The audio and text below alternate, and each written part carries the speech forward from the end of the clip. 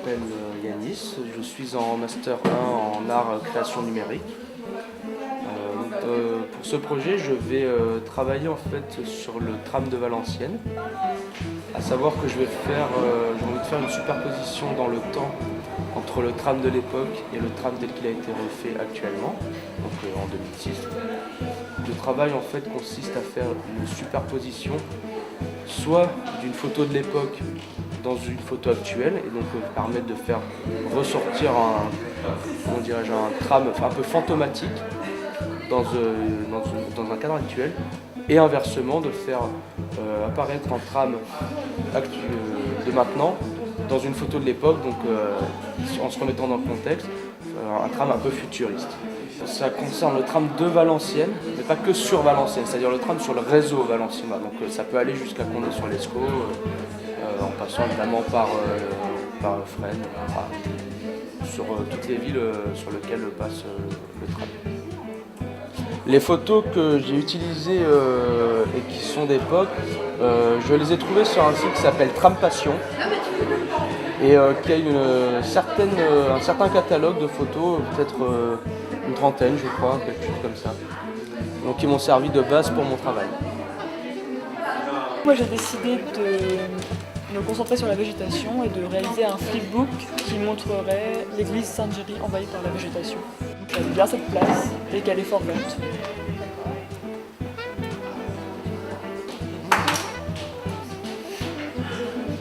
Pourquoi un travail sur la végétation?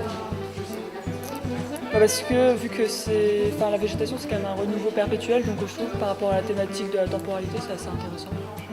Bon, du coup là je suis en train de m'intéresser pour l'instant à mon scénario, enfin ce que je vais faire comme mouvement qui va déterminer le scénario de mon flipbook.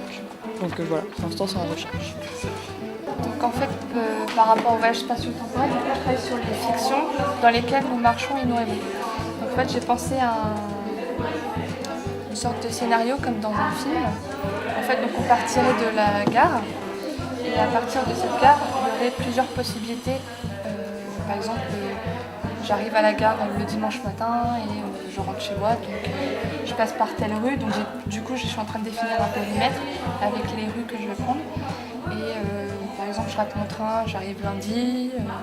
Donc du coup, ça veut dire qu'il faut que je prenne s'il y a des obstacles, avoir d'autres chemins. En gros, comme un scénario de film, j'aurai plusieurs ces obstacles comme ça. Donc ça serait en fait au spectateur de choisir le parcours qu'ils veulent, avec plusieurs possibilités. Bon là je suis en train de définir les scénarios. Donc là j'ai fini le périmètre, donc là du coup je suis en train de m'attarder sur le scénario. Voilà. Notre projet ça porte sur la temporalité en fait, faire un lien entre l'espace et le temps. Donc le but c'est de faire déplacer un personnage virtuel dans un espace virtuel et en fonction de sa position dans cet espace, le temps est différent, soit on est dans le passé, soit dans le futur. Et plus le personnage va avancer vers le lieu, plus le temps va avancer ou inversement. La place c'est la place Froissart. Donc on a appris que c'était une ancienne église. Avant, pour l'instant c'est une statue avec un hémicycle, et avant c'était une église. Donc en fait le but c'est de refaire l'église en 3D. Quand le personnage s'approche, l'église éclate pour laisser place à l'hémicycle.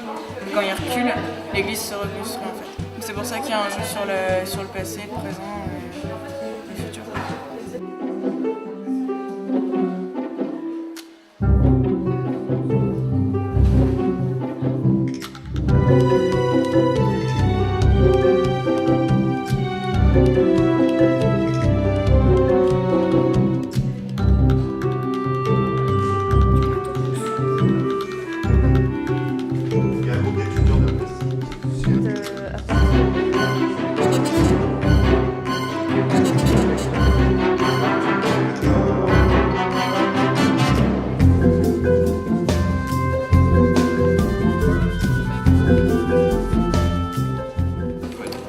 Donc en fait notre projet c'est une sorte de tour de Babel.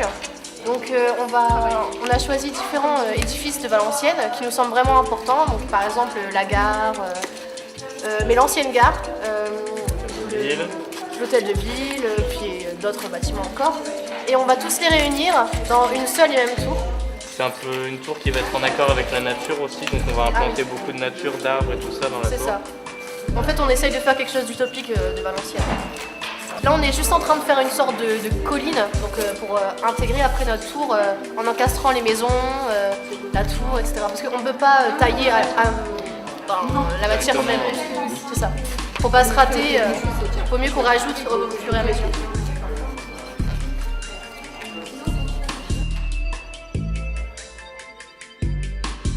Je m'appelle Auriniel, je travaille sur le bâtiment de la CAF, qui est tout près de la gare.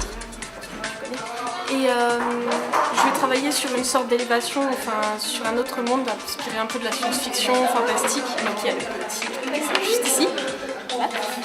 Et je vais faire une élévation de building, enfin ça serait pas possible dans la réalité, c'est pour ça que c'est un peu irréel. Et que tout soit un peu désordre, qu'on s'y reconnaisse pas trop, ce qui suit d'ailleurs avec le bâtiment, car au-dessus il est un peu déstructuré, on voit qu'il y a des sortes de formes un peu géométriques. Et c'est pour ça que je l'ai choisi, parce qu'il y a aussi les piliers qui sont un peu monumentaux, qui pourraient donner l'impression qu'il peut supporter ça, alors qu'il ne peut pas. C'est une toile d'environ 2 mètres, une toile cirée. Et là je suis en train de faire au croquis au crayon de bois. Après je vais passer au feutre, stylo noir, et je vais faire quelque chose d'assez contrasté en noir et blanc, avec des ombres très noires que je vais repasser aussi au Posca blanc. Personnellement, je travaille sur un bâtiment qui se trouve en plein centre de Valenciennes, qui était un ancien centre commercial qui a été désaffecté depuis un moment et qui a été entre guillemets recouvert par des graffitis, par cette notion d'œuvre clandestine, et j'essaye de montrer un nouvel aspect que peut avoir ce bâtiment au travers du graphe et qui peut attraper un nouvel horizon, un nouvel avenir pour ce bâtiment au travers de ces œuvres clandestines.